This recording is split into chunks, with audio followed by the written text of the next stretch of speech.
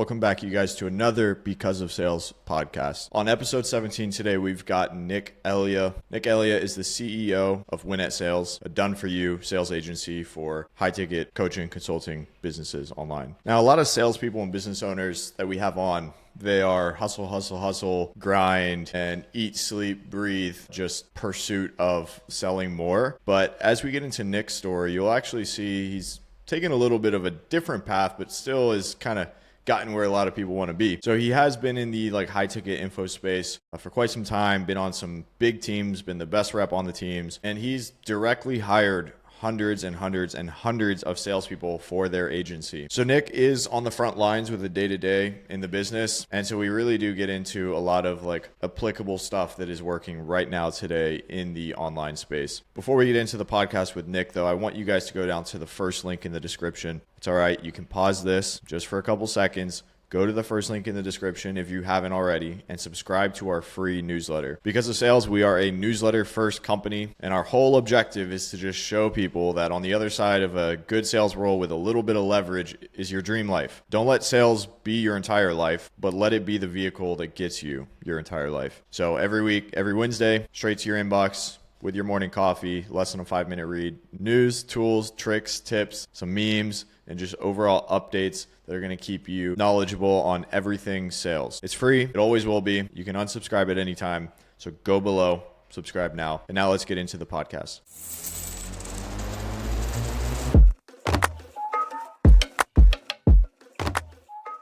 What's good, you guys? Another episode of the Because of Sales podcast. We've got Nick Elia on. Nick, you're out of Denver, right? Yes, sir. Currently in Denver.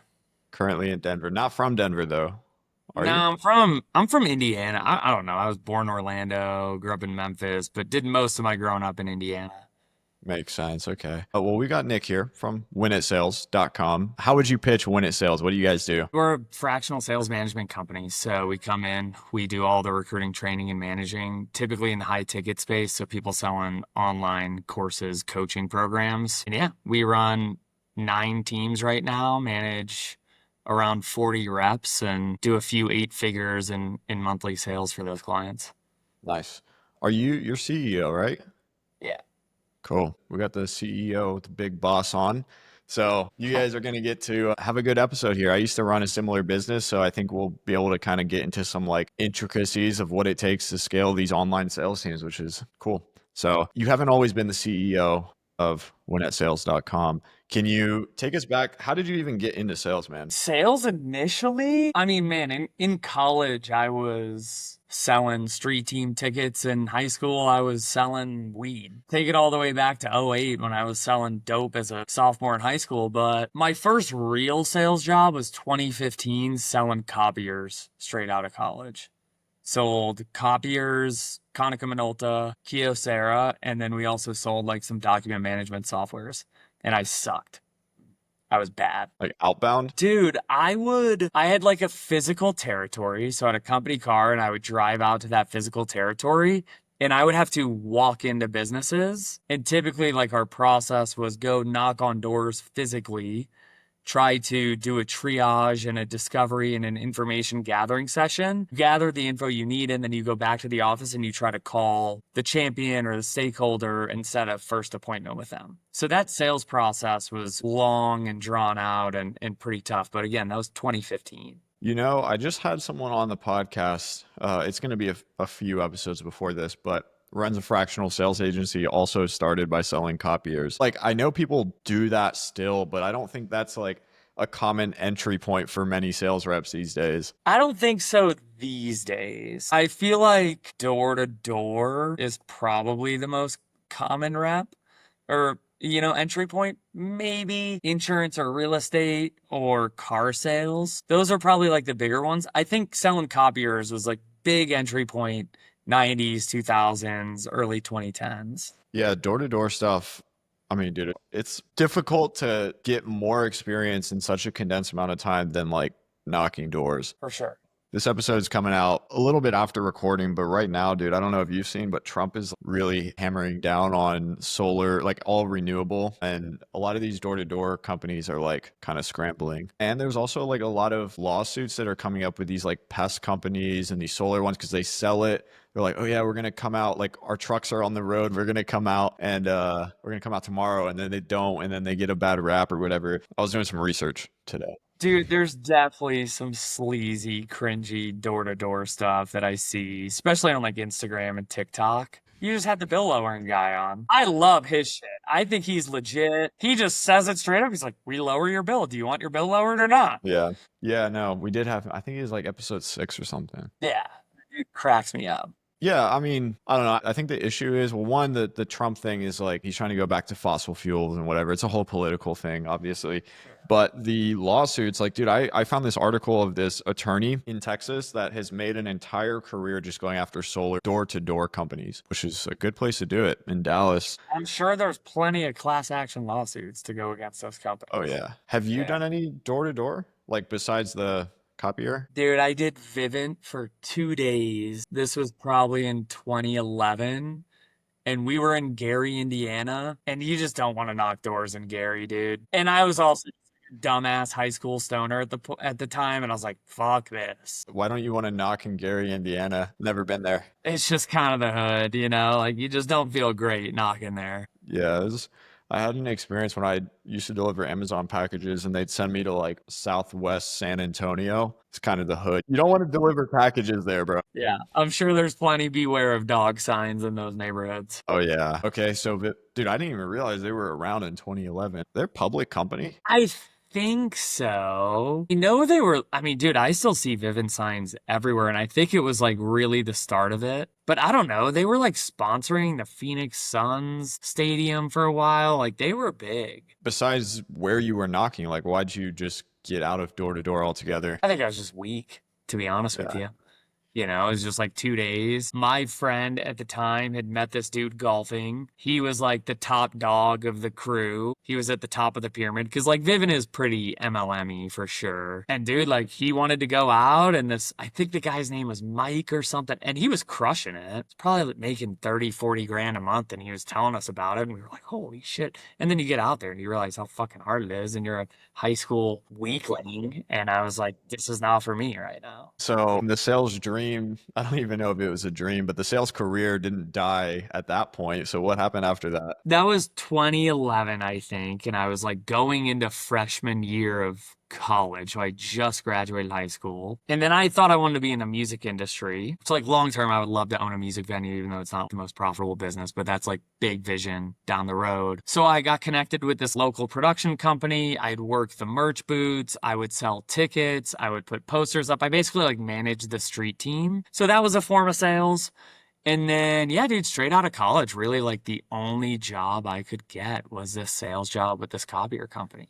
And I grinded that for just under 18 months. And funnily enough, like, dude, their churn was insane. We had 30 people in our our inaugural class, if you will. I don't know what you would call it, but we had 30 people in it. They did a 2-week boot camp in Chicago. 12 months into the gig, I was the only person left from that boot camp. And it was just a grind, man. It was just a massive fucking grind. I had some big deals working in the pipeline. I was doing okay. I wasn't like crushing quota or anything, but like I was sticking it out and doing good. And I had shit in the pipeline. I was creating opportunities every day. I just didn't really, I couldn't get behind like selling copiers, dude. We were selling fucking Xerox machines. You didn't have conviction in copiers. You knew AI was coming. I couldn't give two shits about it. And honestly, dude, at the time, like 2016, I moved to Thailand and kind of just did like a backpacker nomad thing for a couple years. And then 2018, I found this online high ticket internet marketing info product space, bought a coaching program to start a freelance marketing business. And from there, I kind of got into this industry. You got in the funnel. So you went from selling copiers to like directly after moving to Thailand? No, I got into selling copiers before I moved to Thailand, directly after college. And then I did that for about a year and a half. And I left that and I fucked off to Thailand, like scuba dived and taught English for 2 years. Because Thailand and all those places is a pretty common theme after you find the online money, but you were ahead of the curve, I guess. Yeah, I had a good friend. Like one of my best friends from college was backpacking through South America after college. And one of my other really good friends, she was teaching English in Thailand. And my buddy who was in South America came back. And, you know, we were just talking about what's next. And I was also talking to Grace, who was out in Thailand at the time. And that's just kind of where we landed, dude. and I just stayed for a couple years. Damn, a couple of years. What's that like over there? It was fun. It's kind of like the people are great, the culture's fantastic, the food is great. Like I lived in a very rural place where I would teach, and then between semesters I would go down south, which is much more touristy, and I'd scuba dive. But it was an awesome way. Like I moved out there when I was 23 and I came back when I was 26. It was an awesome way to spend like my mid 20s. Did that kind of not like warp your perception, but like coming back to America after 3 years? Did you come back at all during that time, or were you just 3 years, didn't come back, and then 3 years after came back? No, I came back a couple times. I think I came back twice for the holidays. But I would say like the reverse culture shock of coming back was bigger than the culture shock of going. It was weird, man. I came back and like also I was making like $1,000 a month as an English teacher out there until I started this freelance marketing business. Then I started making like 3 extra grand per month and I thought I was God. Because dude, my rent was $70 a month and meals were 50 cents and just cost of living was so cheap. So the cost of living coming back to America in 2019 was a massive culture shock. And then just like the people getting used to the life here. Everything is slow in Thailand. All of the foreigners that live there are just on a different wavelength than people that live back in the Western world. I don't think I could go back. Like I genuinely do love living in America, and I think we're super lucky to be here. But at the time, it was a big reverse culture shock for me. And like, I just hadn't been around my old friends and people that had never really traveled before. So I thought I was very enlightened when in reality, I was fucking drinking beer and partying in Thailand for 3 years. I didn't get enlightened. I was a dumb 22-year-old. So yeah. So you started that agency. You said you were making an extra 3 grand a month, or like free. Was it an agency, or you were like a freelancer, or what were you doing? Yeah, I was a freelance business, dude. And I think I bought that program October 2018. So ClickFunnels was in its early days. Meta ads hadn't gotten that popular. I don't even know if Meta was Meta at that point. It might have still been Facebook. So Facebook ads were like way easier to see success. Funnels were brand new. LinkedIn direct outreach wasn't as saturated as it is now. So I was literally just kind of working with anybody and anybody. I had like a moving company client. I had a personal trainer client. I had some landscaping clients. I had an accounting client. And I was just doing whatever for whoever would pay me. What ended up happening with that business? Dude, I did it through summer 2019. And then I found a company called Traffic and Funnels, and I ended up joining their sales team. I got into their funnel. They were an info product for really consultants and agencies and info products. And they were one of like the top dogs. They were Sam Ovens' like biggest case study. They were competing with Dan Henry. They were good in that time. And I jumped on their sales team as an outbound setter. And from there it was kind of history. Dude, I was doing $250,000 a month in production for them within 6 months of being there. Nice. I was going to ask, so you were selling copiers. You were like, I'm going to go ball out in Thailand, started a freelancing business. You got away from full-time sales and then you just jumped back into it. Like, how did that happen? Was that intentional? Yeah, I just feel like it's my personality, man. Like I'm just a sales guy. Like I'm driven. I like results. I'm highly critical. I have creative bones in my body. I'm very competitive. So I just feel like I'm very much built for it. With our sales agency, a company called HireBus helps us with our recruiting, and they have a behavioral assessment and they have a profile for outside and inside sales. Top 10 percentile in both of those profiles. So I think it was just natural for me to flow back to it. And when I was doing the agency, I hated the fulfillment and the marketing side of things. I just like the sales side. Well, now you're fulfilling with an agency, right? Or do you have help? I still run a couple accounts. I'm pretty in the weeds, right? You ran a sales agency. It's the big bulk of it is fulfillment, because you don't want to be on the client churn hamster wheel. It's not a good business. Yeah, for sure. It's like really difficult to sign. Not difficult, but like you got to be super intentional with the accounts that you sign, because like the good ones aren't easy. The bad ones are easy, but you don't really make that much from the bad ones. And the bad ones, like, I don't know. I learned that. I'm still learning that lesson, bringing on accounts that we probably shouldn't bring on realistically, and I need to be pickier, but you're 100% right. It really is a quality over quantity game. I mean, dude, if you do this right, like you can make 100 grand a month with 2, 3, 4 accounts. It doesn't take that much. I was talking to someone the other day and he was like literally saying the same thing. He runs basically the same business, just a different one. Yeah, we can talk more about that too. Like I'm interested to hear how you guys kind of run things compared to other people who run this service. But you end up, I was going to ask you, dude, that assessment, the hiring assessment, do you know what criteria puts you in the top 10%? So it's basically looking at specific things in your personality, creativity, drive, criticality, etc. So I can't remember exactly what all of them are they have an outside sales profile and an inside sales profile. And then there's basically like a range of where they want to see you in that specific category. And you can kind of see if you're inside the range or outside the range. And if you're inside the range for all of those things, then you fit the profile. If you're slightly outside, you kind of fit the profile. If you're outside all of it, it's like that's probably not your profile. Yeah, I've taken a few of those. And when I was in roofing sales, they had everyone on the team take it. And I was the top guy on the sales team. And they would take my profile and like use it to try and go hire other people.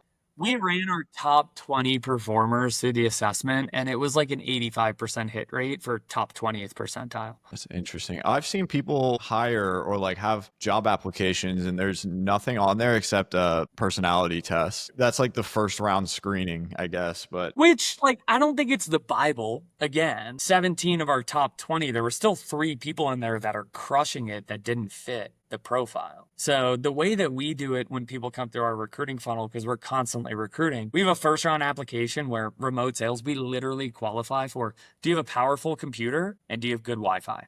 And if they say no to either of those, we do not put them through further. If they say yes to those, we send them the behavioral assessment.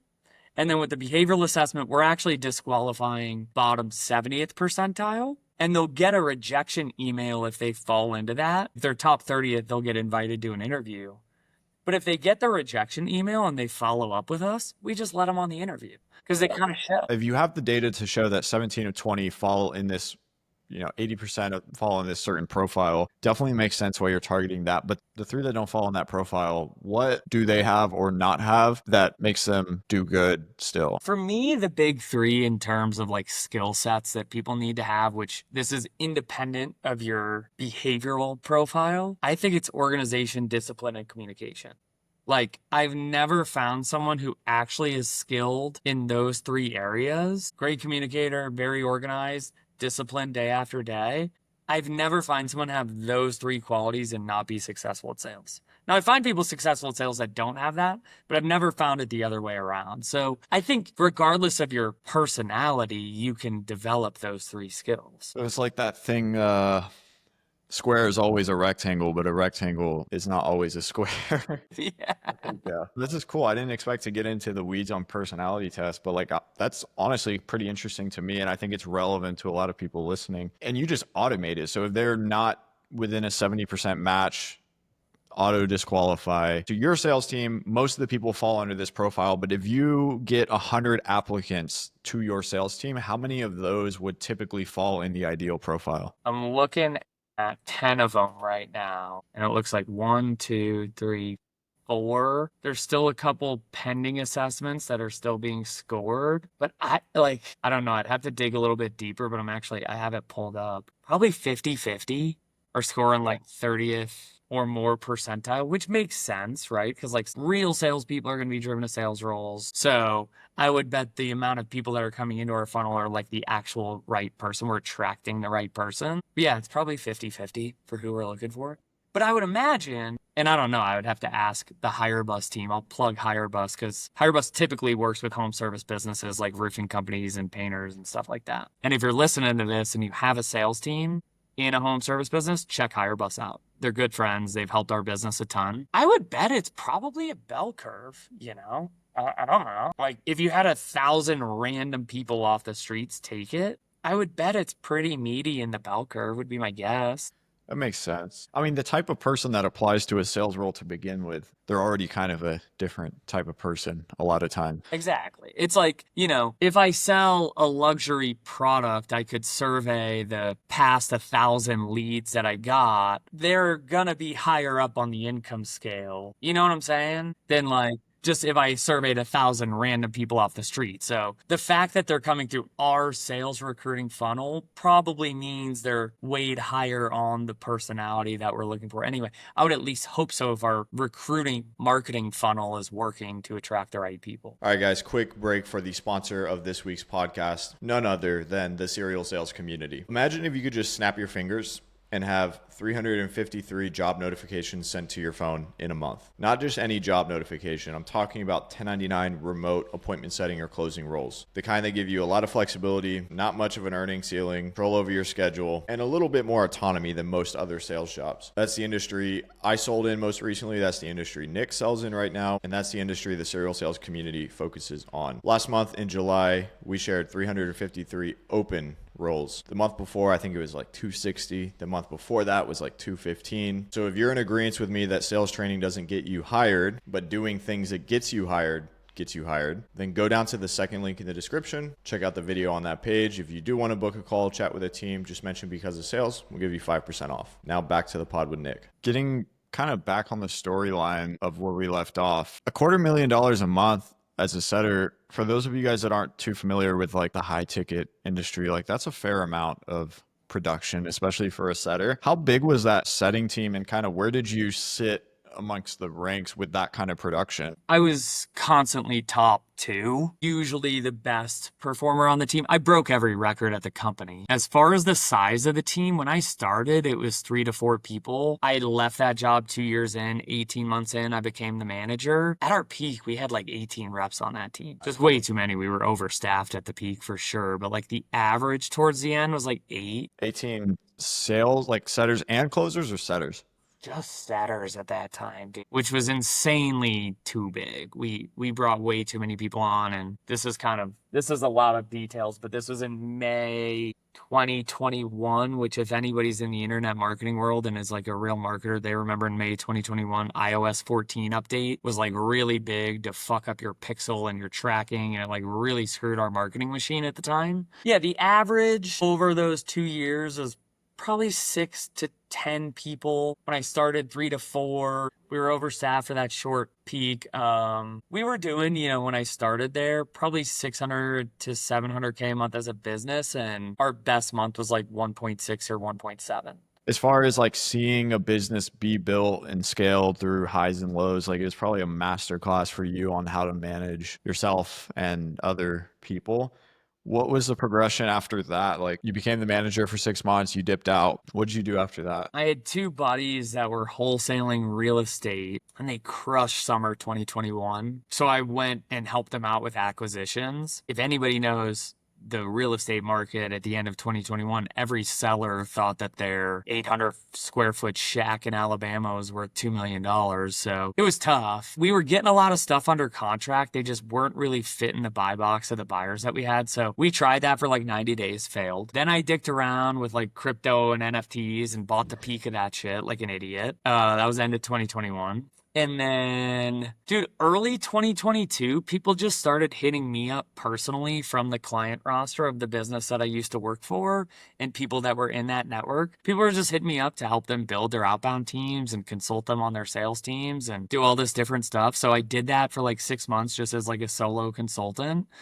And then the original founder of Win It Sales, who's a friend, we bought him out. We're still close. Him and I kind of tag teamed accounts starting in June, and we just did it under the Win It Sales LLC. And I was technically like the first employee of the business, if you will. In, you said 2022, June? That was summer 2022, yeah. So you've been at it for a little bit with Win It Sales now. We're 3 years in. So you built that from basically scratch. It started it. David had a couple clients, but yeah, I mean, there was not a business. A business did not exist 3 years and 3 months ago. So you're now basically captain of the ship, but you never were in like a formal, like high ticket closing role, were you? That's true. I never was officially a closer. How do you line up with other closers? You think you can close pretty well or like? Yeah, I mean, dude, when I was a setter at TF, back in the day, I was still closing deals. Like I would literally collect payments and then I would get in Slack DMs with 4 other closers and I'd be like, hey, I just sold this one. Who wants to put the point on their board? The bidding starts at 50% of your commissions. So I would literally do shit like that back in the day. So I definitely closed. And then I closed my own solo consulting stuff, which is different. I did sell a like trading crypto info product as a closer. And I think this was end of 2022, early 2023. I was doing pretty good there. It was just a side gig while I was running One at Sales. Yeah, no, I'm sure, especially like selling what you sell now with like larger B2B style deals. It's like it's transferable, man. Like if you can sell copiers at a high level, you can sell traffic and funnels at a high level. A lot of people have this stigma of like, oh, you haven't been like a inbound high ticket closer. Like I don't want to touch you yet. How do you feel about that? Like if someone hasn't come from the industry? I honestly couldn't give 2 shits. Some of our best closers did not have high ticket experience when they came to us. So I'm looking for culture fit. I'm looking for those 3 skill sets that I mentioned. I'm looking for someone ideally who fits the behavioral profile, but I'm open to people who don't. And to me, that's a better predictor of success than someone who has, a few 7 figures under their belt in the industry. Because, dude, you know how it is here. You could get on an offer. Like, the high ticket world is just such an ebb and flow. And honestly, like, just frankly and humbly, I rode a wave in high ticket. COVID years, 2019, 2020, 2021, there's a fucking gold rush, dude. So anybody could have rode that wave or ridden any other wave. Look at, like, a publishing.com. That was a massive wave that hit for like 12 to 18 months. Like 2 years ago, there was fucking Air AI, which was this AI voice. And they had setters there making 30 grand a month. The company doesn't exist now. So it's like, just because you rode some high ticket wave doesn't mean you're good at sales, to be honest with you. Yeah. It's the ability to ride the wave and then when the wave stops, do it again and do it again. Exactly. Can you actually predict success and replicate it, not just in perfect conditions? Yeah, we probably have some people watching this podcast like any salesperson ever originally thinks, and they're like, these guys keep saying high ticket sales. I'm curious, how do you define high ticket sales to people who ask you in like the most condensed way possible? I think for me, it's about the niche of actual information or a consulting or coaching service online. That's key because people will be like, yeah, I sold high ticket. I sold luxury real estate. I'm like, no, you sold real estate. That was luxury real estate, but this isn't like we're selling air on the internet. Let's be real. We're selling a dream and a result that people are like betting on and the specific process of them getting there. But I think it's more about you're buying information and usually a service alongside with that. And the price point is going to be $5K or more. Like if your mom or dad asks you and you told them that, they'd probably still be like, I don't know what that means. So how do you dumb it down even more? Because I have this thing where like people ask me what it is, I tell them and they're like, I actually still have no idea what it is. So like, how do you dumb it down? So an example would be like, do you know what like a personal trainer is? Of course. Think about like a personal trainer online who doesn't meet with you in the gym, but he gives you course material, a meal plan, and then maybe you meet with him every other week for check-ins. A person like that could have a high ticket program, a high ticket coaching program that's 4 or 5 grand for 6 months. And that is high ticket. There's B2B things where people are consulting other businesses along those same lines. There's also B2C where people are teaching you maybe how to start a business or maybe teaching you how to have a better relationship with your wife. So typically like the big three are going to be health, wealth, relationships, and they're going to be selling information and a service around that. That makes sense. Okay, cool. Now that we cleared that up for anyone that had no idea what we were talking about, we can move forward. So early days of Win It Sales, man, you mentioned you came on, there's a few clients. I have some mutual connections. I actually don't know the founder personally, but I have mutual connections that know him really well. And I heard he's quite good at what he does. What was that like going through like the early days with clients? And obviously, dude, with any sales gig or any agency service, like there's a lot of trial and error. I don't assume it was all smooth sailing from day one. How were the early days for you there? Kind of also fitting into like a newer role. Like you had managed a setting team before, you had done some closing personally, but like this is kind of a different thing you were doing here. So how was that? There was a lot of figuring it out for sure. Initially, when we started, we were doing more of like a consulting type model where we were just teaching people what to do with a little bit of recruiting bolted on. I know like a lot of the audience doesn't really know the internet marketing high ticket space, but there's a guy named Cole Gordon. We were kind of competing with Cole, because Cole had like the biggest consulting program at the time and still does. Through bringing clients on from that, I just didn't like the lack of control that there was in the more consulting type model. I thought like as the account manager and helping these people out, I thought I was going to be able to just like tell them what to do once and they were going to do it and then they were going to get results. And there was a lot of read between the lines, miscommunication, assumptions being made on our end. There was a lot of lack of understanding and willingness to just blindly implement what we were telling them, rightfully so, on the client's end. We were like 6 months or like 4 or 5 months in, and I was looking at, the 20 to 25 clients that we had brought in at that time in a consulting model. I was like, this isn't really going that well. So I think October 2022 is when we brought on our first like management client. And I had gone to breakfast with a buddy who I sold with at TF, who was doing more of like the done for you fractional management model where he had 2 clients, he was running their sales meetings, he was taking a percentage of the sales, etc. I went back to Dave and I was like, dude, we should do it this way. So we started getting those clients. And then again, it was a bigger process of figuring it out, but we had more control over the situation. We were making final decisions on recruitment. We were actually running the team meetings. We were building the systems out. We were writing all the scripts. We were doing all of the call reviews and the pipeline audits and all of the things you need to do to run the team. And we had a percent of the upside too. So I felt like it was just more of a win-win. And dude, for the first 6 months that we were running the done for you, we brought on 12 accounts. Then the next 6 months, we lost half of our accounts. Then the next 12 months after that, we tripled our account. And we've kind of been riding this ebb and flow, and we've really stabilized between like 8 to 10 accounts. I think the tough thing with this model is like being able to scale it beyond a certain point, at least account wise. The growth comes from the upside of the accounts, and oftentimes the upside of the sales on the accounts, the bottleneck is the business owners that you're working with. Yeah, especially with this model, because a little bit more context for you guys that aren't as tapped into like the remote online high ticket space. The majority of these sales teams rely on like the leads to be generated through an inbound mechanism, usually paid ads, sometimes organic, but that, doesn't scale. It's a lot harder to build something sustainable in this space because like you're dependent on the marketing. Like if marketing stopped tomorrow, you're not going to just go set up an ad account, put your own card on it, and generate leads for your sales team. There's some people who do that. I feel like the space is a little bit fragmented in that sense, and especially in sales, like you're sandwiched between 2 things outside of your control: 1, marketing; 2, fulfillment. Right? If one of those things goes to shit, your project, like everything you have, goes to shit.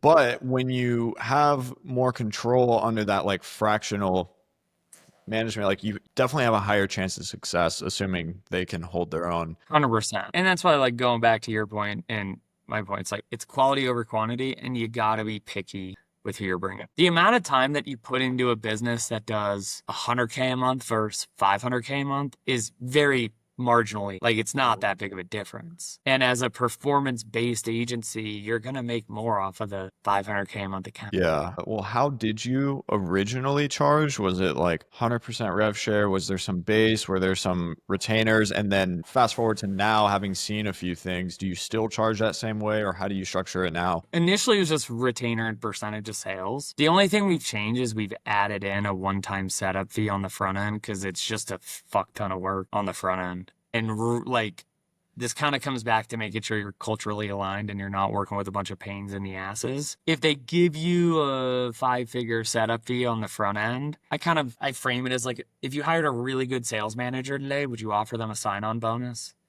to come work for you? It's like the same thing, but like we just have expenses to fucking pay for. They're kind of more committed and willing to stick it out with you for 6+ months when they have that investment on the front end, where like if they're just paying you a small retainer plus a percentage of sales, some of them might bail after 90 days. And the truth of the matter is like building a multi-7-figure sales team, if not an 8-figure sales, it takes time, dude. The first 90 days of bringing on an account is unpacking so much shit and just trying to get a couple good closers in there, trying to get a good cadence with marketing, trying to get a good grasp on the data and the systems and the processes, trying to get a good feel culturally of how the business owner wants to operate. So like that first 90 days is just a lot of unpacking shit. And can you see results quickly? For sure. But like if you're working with someone who's impatient and is expecting a multi-million-dollar sales team in 60 days, it's going to end bad. When you're feeling out new accounts now, I mean, a huge red flag, obviously, is like if they see the value, but they're like, I don't want to pay a setup fee.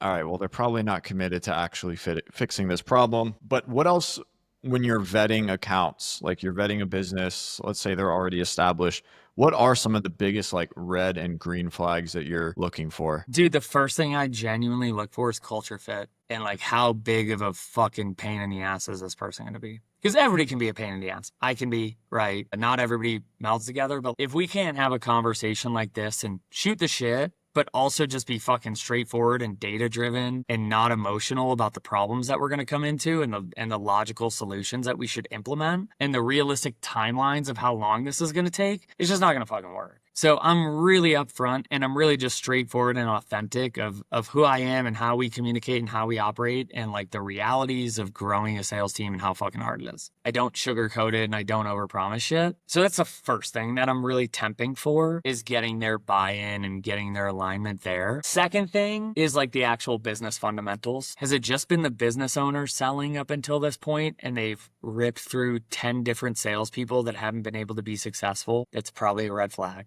What are their systems and their processes and their infrastructure look like currently? I'll ask them if I gave you a sales rep today that was ready to go, how are you going to train them? When are they going to be ready for calls? Talk me through the tech setup. And if they don't have an answer around that, it's like, that's a pretty big red flag. There has to be some sort of marketing and like product market fit validation there. As in like, dude, if they've never sold anything or they're struggling to barely even crack 250K a year, usually a sales team isn't their problem. It's like you just have a shitty offer or who you're selling to isn't good or something else is wrong there. And then I'm looking at the economics price point wise, like they got to be over a 5K price point minimum for us. Because we're only taking a fractional override and we have certain targets that we want to hit per account. Because again, like we have capacity constraints. We don't have infinite capacity like a product-based business does. You said you're taking a percentage of override. Does that mean I've seen some people do this? You only make a percent on the additional that you make them, or is it on the whole sales made? It's going to be on the whole sales made, but I'm taking just a management percentage. I'm not taking like a 25% cut and then paying the sales reps out of that. The reps, our clients still contract the reps and pay the reps. We don't own the reps. So like there's basically two agency models when it comes to sales. Charge 25, 30%, own the reps, own the systems, own everything. And then there's more of like our fractional management model, which is like typically a retainer plus a smaller percent, 5 to 7%. And you're not going to own the reps. The clients are going to own the reps and technically contract them. Yeah, I've seen both work. I think it's so extremely dependent on the offer itself and who's running it. How does the market feel about that certain thing? Do you guys have any clients in the fitness niche? No, we tried one and we didn't vet it properly. It didn't go well. So hard, dude. There's so many people. Like It's a red ocean. Yeah. Yeah. I mean, there's some of those, it's 2025. Like there's some of those niches out there. High ticket closing is definitely one of them. Anything like Amazon drop shipping is one of them. Real estate coaching, real estate investing coaching is a super bloody market. I'll never work with like a incestuous, I'm a coach that teaches coaches how to sell more shit. I will never work with them again. So that's another thing. And that kind of comes down to just like product market fit. I won't go into like a super bloody competitive niche. There has to be something unique and different about what this person's doing. I will go into a bloody niche if they have a great personal brand, but usually people with great personal brands aren't looking for a fractional manager. Yeah, that's the thing, dude. It's usually a pretty good sign if they have like a strong organic brand and they're looking to add paid. Because in 2020, you could go straight paid ads, no reputation. Like you could literally be a nobody and make that profitable. Now it's like, dude, people have been getting these ads for so long. They already know about the business model. Maybe they already tried it if it is a business model. And you just got to have that like social proof, because if you don't, there's someone who has it, or the track record. Yeah. It's just, especially with straight paid book a call, and it comes down to how much financial runway do they have. We're working with a bigger company that's like launching a new brand. This bigger company, it's in like the trading niche. Dude, they do like 90 mil a year. They're a huge company. And they're just launching a new brand. They have a big runway to where like their return on ad spend in month one doesn't need to be this 3 to 4x. Whereas like your solopreneur Jamoke that has 10K to run on ads, and if he doesn't 2x the 10K, he's dead and the business is going out of business. It's like that's not a fun situation. Yeah, those are the worst people, dude. The worst people to, not the worst people, the worst people to work with as like clients of a business. It's like, especially with this type of business, they need it to work this month or else they can't go anymore. We wouldn't even take on those people. And we stopped. We definitely did a few times and we learned that mistake. But yeah, like those are the types of business owners that just need to like put the sweat equity startup grind in on the front end. And they're paying with time and effort right now in this season of their business. And they're trying to shortcut it with the limited finances that they have. Like, they just can't. You just can't. And like, how willing a business owner is going to go through that early on startup grind season where they just earn sweat equity tells me how good of a business owner they're going to be long term. What's something that you guys are doing right now or that you've recently done, like maybe a change to the sales process, a funnel, something like that, that is kind of new or interesting to people who might be listening and something someone listening might be able to go and implement themselves? We just do boring work every fucking day. Really, like genuinely. I'm not trying to like sound cool or anything like that. Like we've tested AI call review bots and AI chat bots and AI coaching bots and shit like that. I just haven't really found anything that's great. We're about to test a new call review AI, callreview.ai. My friends Jake and Aaron, check it out. It's a cool tool. I'm not putting my name behind it. We haven't rolled it out yet, but I feel like that one could work well. And I trust Jake and Aaron, and like we're gonna help give them feedback so they can make it better. And they're like trying to build a real like enterprise value SaaS and not just make a quick buck off of it. So we're gonna just check that out. In info products specifically, I really like low ticket funnels right now. I like buyer leads. I like people who have bought something for $97, $197 before they book a call. Book a call funnels are getting really expensive. And when it costs $150 to book a call to cold traffic and the show rate is 50% and it's $300 for a live call and it's fucking cold traffic, so you're struggling to get your close rate above 20%, it's a $1,500 cost per acquisition and it's a 5K program. Like it just doesn't make sense numbers wise. So I like low ticket a lot, but dude, we just do a lot of boring work, man. Daily QC. I have VAs, QC in the pipeline, QC in the outreach, QC in inboxes, QC in numbers. We look at data every day. We have projections every month, every week. We look at the pace that we're on. We just do boring shit over and over again. We don't chase shiny objects. The fundamentals. Yeah. Yeah, and I guess I'm like old school in that way, but like There's some people out there that they get too into the gimmicks and they're like, oh yeah, dude, this one experimental software that I found is going to be the best thing ever. Like never. not to say there's no good products or solutions out there, but like the people that are easily convinced that they need to have this or they have to implement this, it's a slippery slope with them, you know? For sure. And right, again, like fundamentally too, we need a CRM that's set up well, and we need a communication platform and all of like those fundamental tools that like have actually changed businesses. Dude, I'm sorry. The blue bubble with it hasn't made a fucking difference in our business. Any AI tool so far has not made a difference in our business.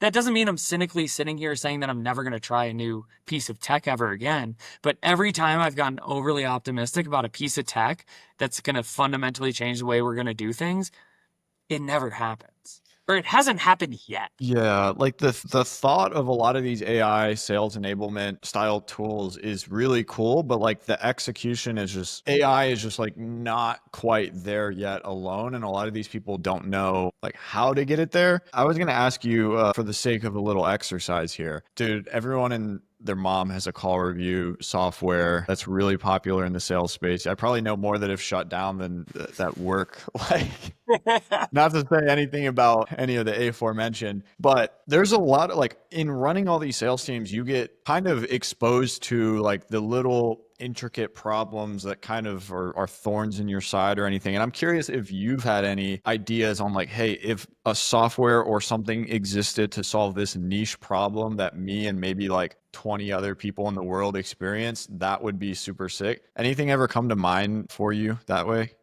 Dude, if I had that idea, I ain't sharing it on your podcast right now. No, I'm just kidding. I don't. I believe that at some point, it's funny because I'm shitting on fucking shiny object tech things. At some point, I feel like I will have that idea and I'll probably go down that rabbit hole and try to dev something up. That's fair. But I haven't yet. I thought of one a while back. I won't get into it all right now because I might still do it. But yeah, I've seen some where you've probably seen it too, where in real time, it's like an AI that like tells you what to say or what questions to ask or what objections are about to come up. Mhm. Not that one Cluely that's like really popular right now, but other ones, I don't know, man. See, I'd rather just have my managers whisper into the calls and listen to the calls and then slack the fucking rep what to say. Because it's going to be better than the AI. And it's not as scalable, obviously, but I feel like we would fundamentally get better results from that. And we don't need to do it forever to develop the rep. I don't want reps dependent on some fucking robot telling them what to say on the next call, because then they're going to sound like a robot. And I think sales needs a human, authentic element to actually connect with the person that you're selling to. Okay, so when are the appointment setters going to be done for because of AI? Because some people are saying it's already happened. At some point, binary sales reps who cannot think on a scale. They only think black or white. The prospect has money or doesn't have money. The prospect is interested or not interested. The prospect has time or does not have time. If they can only think in zeros and ones and not zeros to 100s, they will get replaced. I don't think the top 15 to 20% of reps that can work within context and have behavioral flexibility, I don't see them getting replaced long term. Yeah, I mean, those people that can only think linearly now they're getting replaced by other people. Like Exactly. They're not making it anyway. They're churning from job to job anyway. I think as like AI progresses, these machines will get better and better at the reasoning behind like how to sell and the optionality and all that. As they get better in that department, I feel like the general sentiment of like someone knowing they're talking to AI is going to go down compared to talking to a person. So it's going to be super interesting. I know people are going to make a lot of money with it. Obviously. I think people already are. Again, dude, Air AI 2 years ago, I don't even think they had a working product, but they were cranking multi-million-dollar months in sales. Yeah, I don't know what. They were huge, dude. I remember like people sharing job posts and all this. I don't know what. Where the fuck are they? No idea. I think they're gone, dude. But I heard their product. I heard demos and stuff like it. What I saw, it looked good, but I know like I've seen some stuff on just like product delivery and there's some issues or whatever, but I don't know all that much. I don't know either. I mean, dude, their airai.com is for sale on GoDaddy. Wasn't it like Air.ai? Oh, was it Air.ai? Yeah, they're around. I mean, I don't know. So it's still there? Okay, it's there. 100,000 sales and customer service reps at the top of the bottom. I don't know. We'll see. They say they have 70,000 businesses as clients. Yeah.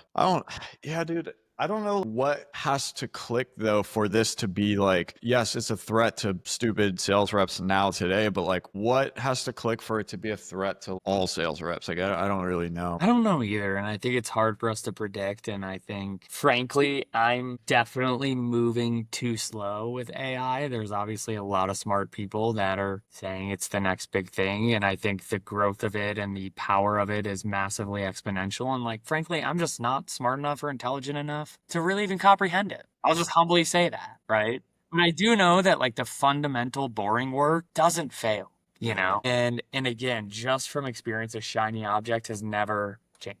And again, AI as a whole is not a shiny object. We're still using it for some chatbots that work. I still use it to analyze some sales calls. I still use it to produce scripts and help me solve problems and help me analyze problems. It's a great tool. I just don't know the true feasibility or how close we are to it replacing fully.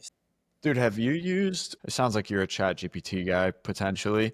Yeah. Have you used the voice talk back and forth with chat GPT lately? I have not. You have the app on your phone? Yeah. You should try it after the podcast. They made some updates within the last maybe month or two. It's really good. Like, it's really good. Pick its personality. You get to pick a voice. I think you can pick a personality.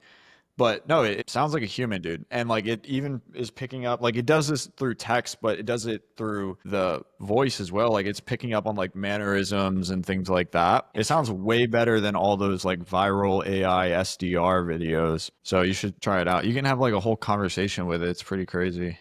I'll play with it. I definitely I try to play with AI for at least an hour a week at minimum, right? I should be spending more time with it. But to answer your initial question, when will it replace setters? Couldn't tell you. I do think AI voice is still probably a year, maybe even 2.5 to 3 years out. Yeah, we'll see too what happens with the regulation around it because as it stands, like you're not allowed to outbound with it, you know? I thought that was just if they hadn't opted in. If you're still getting the opt-in permission and you're A2P compliant or whatever compliance there is, I thought that you could still use the bots. I think you can. If they opt into being contacted, then yeah, I think you can. But Just start ripping a cold list and just fucking ripping 100,000 numbers and having a bot dial them. yeah, I don't know, dude. There's obviously a lot of layers to this. I feel like there's going to be probably some huge like lawsuits that I mean, that's what happens in any emerging industry. It's like wild, wild west. And then a couple big players get like hit for doing something that pissed people off. And then it's like, oh shit, you can't do that. Let's stop doing that, you know? Yeah, but even with dude, with A2P, I won't say his name, but he was on the ski trip with us in Japan. His agency, literally has a monthly budget to take A2P fines, and they just mass SMS'd without opt-ins, and the return that they get from it is bigger than the cost of paying the fines. That's super interesting. And that's just what people are going to do with AI voice too, probably. Yeah. And that's what real estate investment companies probably do with fucking lists they just pull off of the MLS and Oh, start dude. selling. That's The illegal. spam calls are crazy, man. Yeah. Are you interested in selling your house? All cash offer. We can close quickly. I heard this recently from someone. I think I was in like the roofing subreddit. Don't ask me why. I was just there. I was hanging out. And someone was talking about, yeah, my competition put my company line in like I don't know how many insurance inquiry databases, and like the dude's company phone just like 50 calls a day like, hey, I saw you were looking at insurance. Because dude, those people are ruthless because they go into one funnel and it gets sold to like 10 companies. Oh, yeah. That's wild. It's sold to 20 agents, and the first agent pays a premium to get it for 24 hours, and then the next 5 are paying. They have tiers of them. It's a fucking wild industry. No, it is wild. Even though this is a good conversation, I don't want it to run too long, Yeah. but I do want to kind of zoom out and talk a little bit more holistically, just like sales as a whole, especially for anyone who's listening to this, trying to find some inspiration. If you haven't already found it, let's provide something further. What can you attribute, I guess, in your life to learning and implementing the ability to sell? I think the ability to sell just comes down to me developing the required skill sets to do it. I think the reason I developed the required skill sets to do it is I really think it starts with vision for what you want and who you want to be, and getting super clear on that and believing that it's possible. And then you got to execute every day. When you're clear on that vision and it's genuinely pulling you towards the future, you will go out and you will go through the grind and do the tough shit required to become the person you need to be, develop the skills you need to be, do the hard things you need to do every day to get to that. But yeah, I really think it fundamentally came down to just developing skills, and the skill development came from having a really clear vision and just going out and doing the work. What do you think your life would look like if you never developed that skill or cared to develop it? I think it started with the vision, right? So if I never got that vision, I'd probably still be scuba diving in Thailand, honestly. Drinking beer. Drinking beer, smoking weed and shit, being an idiot. be a 20-year-old in Thailand forever. Man, it's hard to think. If I didn't develop the skills, I'd probably have some shitty 9 to 5 somewhere that I hate, realistically. And like the life I have now, I have location freedom.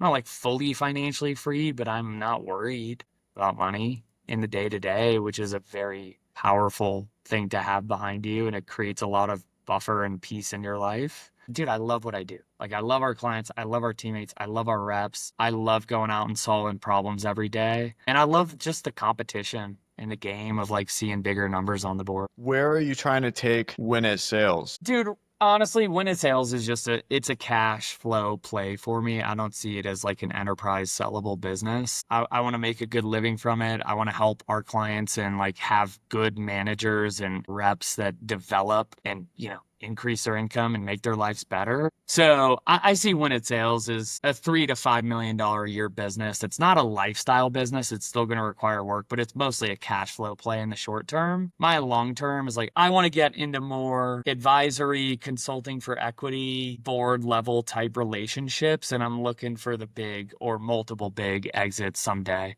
in more enterprise value type businesses. That's fair. Besides going out and filling your rep applicant form, is it on winatsales.com or do you have a separate winatsales.com is where you can go apply. If you apply, it's a type form. Again, like the first thing we're going to qualify you for is, do you have good internet and do you have a laptop? Please don't put yes if you don't. Then you're going to get a behavioral assessment. But once you fill out that first one, you'll be on our email list. And then we email blast all of the open roles that we have. We're typically placing anywhere from 3 to 10 reps a week in the open roles that we have across the companies that we work with. Where can people find you? Like, what's your main platforms to get connected? Dude, honestly, Facebook. I'm a fucking boomer, dude. But I put some fire out on Facebook. Just Nick Elia. I think it's facebook.com/nick.winatsales, all one word. But yeah, shoot me a friend request on there. Send me a DM. I'm very active on there, as boomer as that sounds. And that's definitely going to be the best place. Yeah, the fact that you have the custom Facebook domain is great. That's crazy, boomer. Yeah. I don't know why. I think it's like people are always saying like, dude, why is all this stuff on Facebook? Probably because people would start Facebook groups with their like coaching consulting companies, right? Yeah. Yeah. Well, go find Nick at his custom Facebook domain, link down below. And if you want to be a rep for Nick, go submit the application. Just make sure you write the right thing on the personality test. Please. If you don't remember the big 3 things, go back and study that. And that's pretty much it. So appreciate you coming on, man. It's been good. Sweet, man. Thanks for having me. Appreciate your time. And that's going to wrap up this episode, guys. Episode 7 of the Because of Sales podcast with Nick Elia. Fun episode with someone who I got to go to Japan with, chat business with a lot of other high-level business people. If you are looking for a sales role, Nick is always hiring. Go connect with him down below. If you are a business who wants to outsource your sales to Nick and his team, link below. And if you guys are someone who would want to be on the podcast, if you sell something, whether you're a sales rep or a business owner, and it's afforded you a life that you kind of enjoy, fill out the form. It's going to be somewhere down below to be a guest on our podcast. We'd love to have you share your story and show people what's possible. Before we get out of here, though, first link in the description. Again, last time I'm going to ask on this episode, at least, subscribe to our newsletter. It's free. We want to make you better. We want to make sales fun. We want to make sure that you get out of the sales profession that you have what you were hoping to get out of it when you started. I personally handwrite it every week. I scroll the internet far and wide for the best stuff for people who sell things, and I share it every Wednesday, and I'd love to send it to you. So go down below, subscribe, and that's it for this episode. Thank you for watching. See you next week.